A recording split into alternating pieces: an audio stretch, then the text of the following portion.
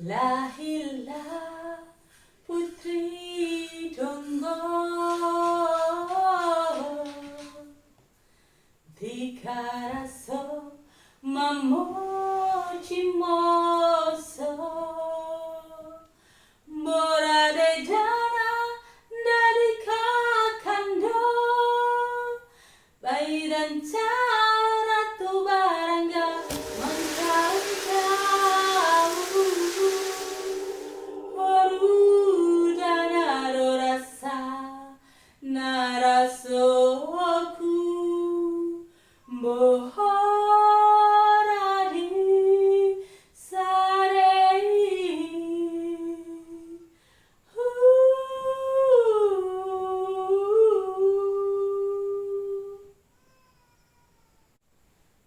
Assalamualaikum warahmatullahi wabarakatuh. Perkenalkan, nama saya Ibu Fanadian, berasal dari unit SMA 2 Madapangga. Saya mewakili DWP unit zona Bolo Madapangga untuk mengikuti lomba mendongeng.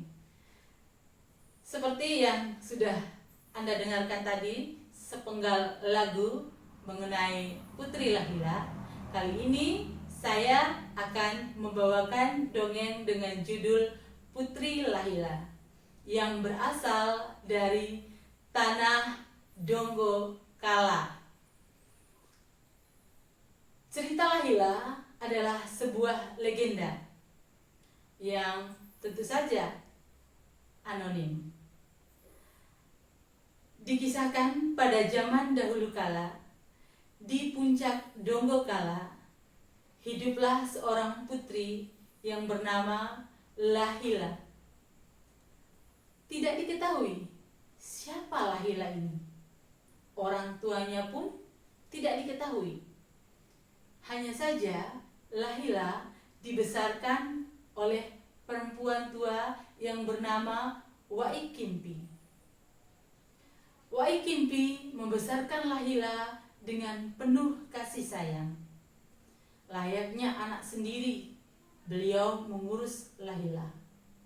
Sehingga Lahila tumbuh menjadi gadis yang sangat cantik. Kecantikan Lahila seperti yang saya nyanyikan tadi, ya, Ntika kese, ya, mamochi moso, artinya paling cantik sendiri, ya, paling segar, ya. Jadi Lahila itu diibaratkan bunga dari bunga desa, ya, kembangnya kembang. Lahila terkenal dengan kulitnya yang putih, muka atau wajahnya yang bulat, hidungnya yang mancung, dan lehernya yang jenjang. Kalau ia memakan atau meminum sesuatu, maka akan tampaklah mengalir di lehernya. Satu hal yang menjadi ciri khas Putri Lahila adalah rambutnya yang sangat panjang. Saking panjang rambut Lahila, maka ketika ia mandi dibutuhkan 7 belah jeruk dan 7 belah kelapa untuk keramas rambut Lahila. Sedangkan untuk mengeringkan rambut Lahila dibutuhkan 7 buah galah. Jadi selain cantik, ya, Lahila ini rambutnya sangat panjang. Kemudian Lahila juga terkenal dengan perangai yang sangat baik. Anaknya sopan, tutur katanya halus, lembut, sehingga Lahila dicintai oleh banyak orang. Dia punya banyak teman, ya. Masyarakat di desa Kala sangat menyayangi Lahila. Kecantikan dan kebaikan Lahila sudah terkenal kemana-mana. Jadi banyak sekali pemuda-pemuda di desa Kala yang ingin meminang Lahila. Sampai-sampai ada ada yang berkelahi untuk memperebutkan Laila. Ada 2 orang pemuda yang akhirnya berkelahi dan saling membunuh karena ingin memperebutkan Laila. Cerita tentang pemuda yang berkelahi kemudian meninggal hanya karena ingin memperebutkan Laila tersebar sampai ke seluruh wilayah tanah Bima, termasuk sampai kepada kerajaan Bima dan kerajaan Sanggar. Jadi kemasyhuran dan kecantikan Laila pun terdengar oleh putra mahkota kerajaan Bima dan putra mahkota kerajaan Sanggar. Akhirnya putra mahkota kerajaan Bima, yaitu Sirigani, merasa penasaran. Seperti apa sih kecantikan Laila sampai orang rela untuk saling membunuh? Maka dipanggillah hulu balangnya. Wahai hulu balang, kemarilah. Aku mendengar berita bahwa di puncak tanah Donggo Kala, selain terdapat banyak ternak seperti rusa dan kerbau, aku mendengar bahwa di sana ada seorang gadis yang sangat cantik, yang karena kecantikannya dan kebaikannya banyak sekali yang memperebutkannya. Aku menjadi penasaran, bagaimana kalau kali ini kita berkunjung ke tanah dataran tinggi Donggo? Baiklah tuanku. Kalau begitu, hulu balang, siapkan pasukan. Kita akan berangkat ke tanah Donggo. Maka berangkatlah putra kerajaan Bima, Pangeran Sirigani, bersama pasukannya, selain untuk berburu dan juga ingin membuktikan seperti apa putri Laila tersebut. Akhirnya sampailah mereka ke tanah Donggo. Kemudian berita tentang kecantikan putri Laila pun terdengar juga ke tanah kerajaan Sanggar. Putra mahkota kerajaan Sanggar, Siridungga, juga mendengar kabar tersebut. Maka beliau memanggil pasukannya. Wahai para menteriku, kata putra Raja Sanggar, Siridungga, aku mendapatkan kabar bahwa di puncak tanah Donggo ada seorang putri yang sangat cantik. Aku ingin sekali melihatnya. Dan kalau betul-betul dia itu putri yang cantik, aku ingin sekali melamarnya untuk dijadikan permaisuriku. Maka putra Raja Sanggar, Siridungga pun memerintahkan pasukannya untuk bersiap-siap menuju ke tanah Donggo. Jadi 2 putra kerajaan dari kerajaan Bima dan kerajaan Sanggar berangkat menuju ke tanah Donggo di Desa Kala. Sampailah mereka di sana. Laila di sisi lain bersama teman-temannya sedang asik mandi, ya, bermain bersama teman-temannya. Kemudian mereka kaget. Ada yang menanyakan, di mana rumah Laila? Dan salah seorang teman menjawab, rumah Laila ada di Desa Kala. Ternyata yang bertanya itu adalah pasukan dari kerajaan Bima, yaitu pasukan dari Pangeran Sirigani. Maka berangkatlah putra dari kerajaan Bima, yaitu Sirigani, datang kepada Waikimpi untuk melamar Putri Lahila. Sampainya di rumah Putri Lahila, putra kerajaan Bima menyampaikan maksudnya kepada Waikimpi. Wahai Waikimpi, aku putra dari kerajaan Bima, Sirigani, datang ke sini bermaksud untuk melamar putrimu yang bernama Lahila. Dan aku harap kamu memberikan jawaban yang baik untukku.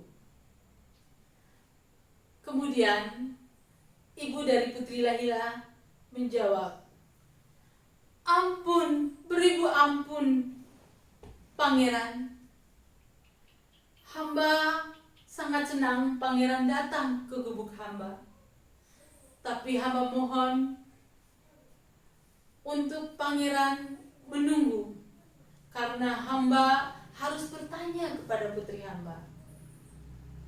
Hamba memberikan waktu kepada Pangeran untuk kembali lagi pada lain hari, sebab hamba harus meminta persetujuan dari putri hamba." "Baiklah, Waikimpi, saya akan menunggu, dan saya berharap jawaban yang baik akan saya dengar. Kalau begitu, kami pergi dulu."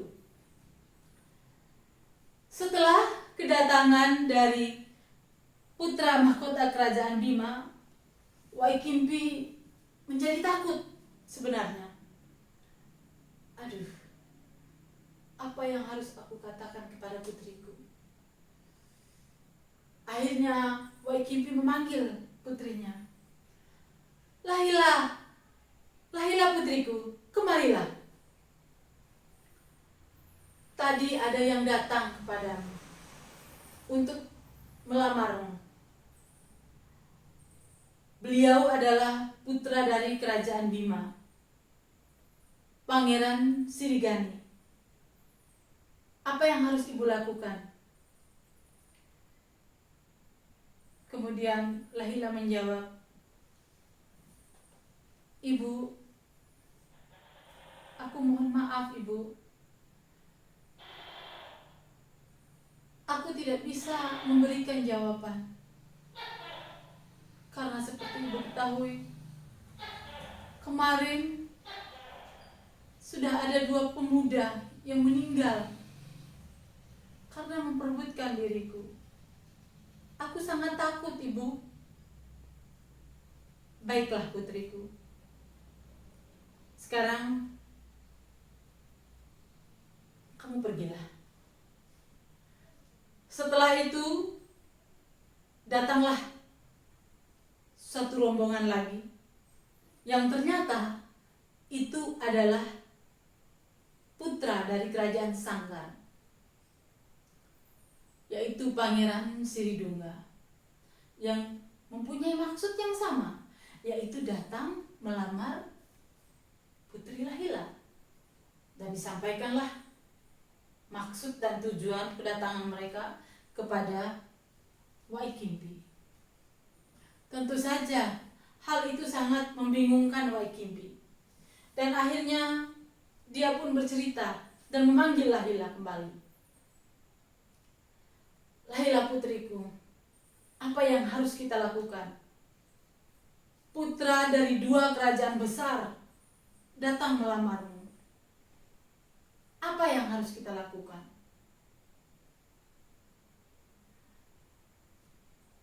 Lahila pun kebingungan, ketakutan. Apa yang harus dilakukan?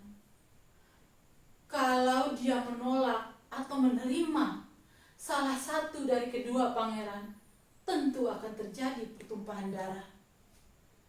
Apa yang harus dia lakukan?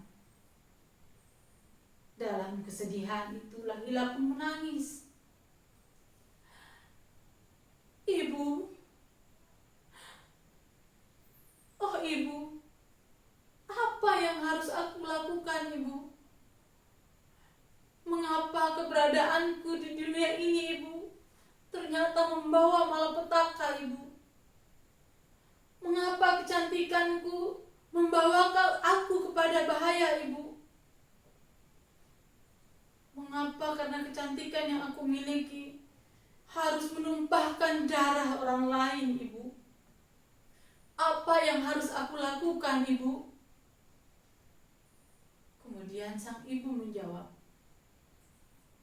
sabarlah nak, sabarlah, mintalah petunjuk kepada yang kuasa. Memohonlah kepada yang kuasa, semoga engkau diberikan petunjuk. Akhirnya Putri Lahila pun memohon petunjuk kepada yang kuasa. Apa yang harus dia lakukan? Hingga suatu saat datanglah sebuah ilham untuk mencegah terjadinya pertumpahan darah lagi. Maka ia meminta kepada ibunya, wahai ibuku, aku mohon kepadamu, ibuku, aku tidak ingin lagi terjadi pertumpahan di tanah Donggo ini. Sudah terlalu banyak darah yang tumpah karena diriku. Aku mohon, Ibu, buatkanlah aku sebuah tempat persembunyian atau lubang persembunyian. Aku akan menyendiri di sana, memohon petunjuk kepada yang kuasa. Dan Ibu, dalam lubang persembunyianku nanti, tempatkanlah sebuah alat tenun. Mendengar itu, Wai Kimpi pun bergegas untuk membuat lubang persembunyian untuk Lahila. Setelah lubang persembunyian jadi, dia menempatkan alat tenun untuk Lahila, dan Lahila pun masuk ke dalam lubang persembunyian tersebut. Setelah itu, Wai Kimpi pun pergi meninggalkan Lahila. Keesokan harinya, ketika Wai Kimpi datang mengantarkan makanan untuk anaknya, Putri Lahila, dia tidak menemukan Lahila di tempat tersebut. Yang tertinggal hanyalah alat tenun dari Putri Lahila. Wai Kimpi pun memanggil Putri Lahila. Lahila, Lahila, Lahila anakku, di mana engkau, nak? Di mana engkau? Wai Kimpi pun mulai khawatir. Setelah dipanggil-panggil, dicari, ternyata Lahila tidak ada di tempat. Dia memanggil sekali lagi, Lahila, Lahila putriku, di mana engkau, nak?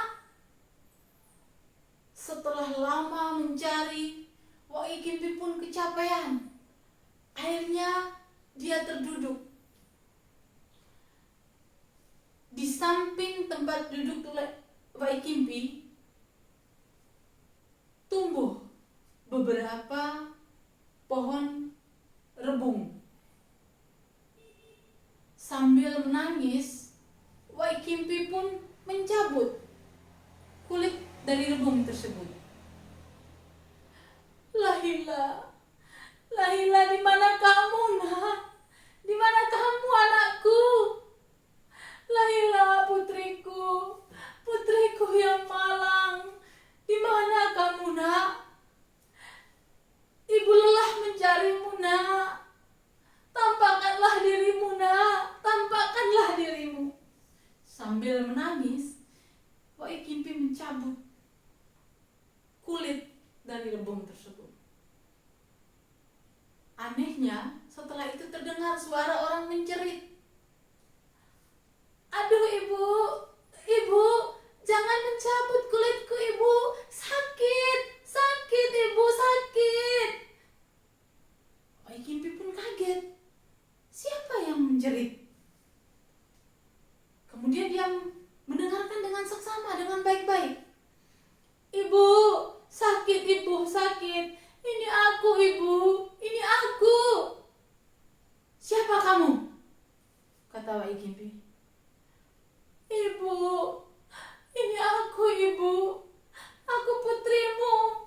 Putrimu Lahila bu. Aku mengorbankan diriku ibu ke dalam tanah supaya tidak ada lagi terjadi pertumpahan darah ibu. Maafkan putrimu ibu. Maafkan putrimu ibu. Ibu, selamat tinggal ibu. Ibunya terkaget. Lahila, Lahila putriku. Engkau, mengapa menjadi seperti ini anakku? Mengapa? Maafkan aku ibu. Maafkan aku ibu. Aku tidak mau terjadi lagi pertumpahan darah ibu. Aku tidak mau. Biarkanlah diriku yang menjadi korban, agar tidak terjadi lagi pertumpahan darah di tanah Donggo. Aku ingin semuanya menjadi kembali tenang dan damai. Ibunya pun menangis sejadi-jadinya. Putriku, putriku, putriku Lahila, putriku yang cantik, putriku, putriku yang baik. Apa yang sudah kamu lakukan, nak? Apa yang sudah kamu lakukan? Mengapa kamu meninggalkan ibumu, nak? Kembalilah anakku, kembalilah putriku, kembalilah putriku, kembalilah putriku. Ibumu menunggumu, nak. Dari sinilah berasalnya kisah atau lagu Kalero yang berasal dari tanah Donggo, yaitu sejenis nyanyian tapi yang berisi tangisan, ya, tangisan mengenang orang yang telah tiada.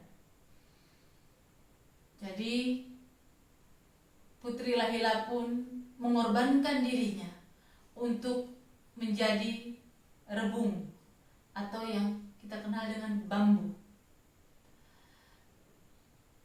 agar tidak terjadi pertumpahan darah lagi. Jadi itulah kisah seorang putri yang baik hatinya, cantik luar dan dalam, yang mengorbankan dirinya supaya terjadi kehidupan yang lebih damai. Ya. Lahila mengorbankan dirinya menjadi pohon bambu, dan sampai saat ini masyarakat dari Desa Oo mempergunakan bambu-bambu tersebut untuk kebutuhan pembuatan rumah dan lain-lain. Kalau zaman dahulu bambu-bambu yang berasal dari daerah Oo itu sangat besar-besar, ya. Jadi dipergunakan untuk kebutuhan peralatan sehari-hari. Jadi inilah sepenggal kisah mengenai Putri Lahila